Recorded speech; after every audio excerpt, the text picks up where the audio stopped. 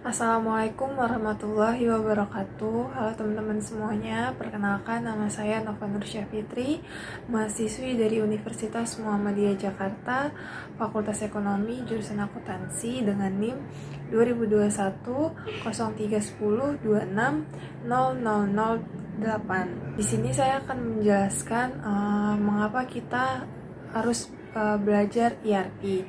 Sebelum saya menjelaskan kenapa kita harus belajar ERP, saya akan memberikan informasi apa sih ERP itu, apa sih yang dimaksud dengan Enterprise Research Planning. ERP itu proses konsolidasi pengumpulan dan pengorganisasian data bisnis melalui rangkaian perangkat lunak yang terintegrasi. Software ERP berisi aplikasi yang mengotomatiskan fungsi bisnis seperti produksi, laporan penjualan, akuntansi, dan yang lainnya. ERP juga bisa disebut sebagai sistem perangkat lunak yang dirancang untuk menyambungkan beberapa kegiatan fungsional dan teknis dalam sebuah perusahaan. Dalam ERP terdapat sebuah sistem terpadu yang berisi sumber daya manusia.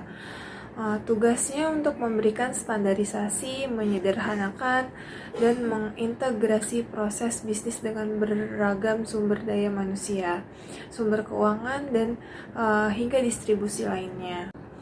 Dan selanjutnya di sini saya akan menjelaskan kenapa sih kita harus belajar ERP. ERP itu merupakan suatu investasi dan juga tulang punggung perusahaan guna meningkatkan efisiensi kinerja serta mengembangkan bisnis. Pada prinsipnya, dengan pengelolaan sistem ERP pada perusahaan dapat berjalan secara optimal dan dapat mengurangi biaya-biaya operasional yang tidak efisien seperti biaya inventory maupun biaya kerugian akibat kesalahan teknis.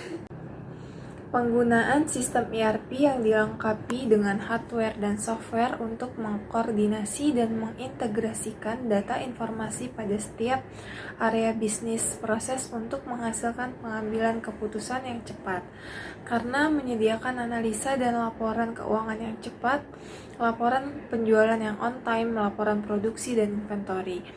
Program sistem ERP sangat membantu perusahaan yang memiliki bisnis proses yang luas dengan menggunakan database dan reporting tools manajemen yang terbagi. Selanjutnya saya akan menjelaskan kekurangan software akuntansi, yaitu kekurangan software akuntansi dari Mayop, Accurate, dan Zahir. Yang pertama, kekurangan software akuntansi dari Mayop.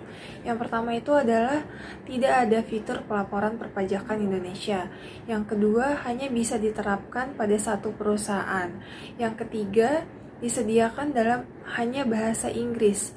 Yang keempat, format neraca dalam format keuangan Australia. Yang kelima, tidak mendukung multi currency. Yang keenam, belum bisa mendukung fitur multi gudang. Yang terakhir, purchase pembayaran ke pemasok. Lalu yang selanjutnya, kekurangan pada software akuntansi Zahir.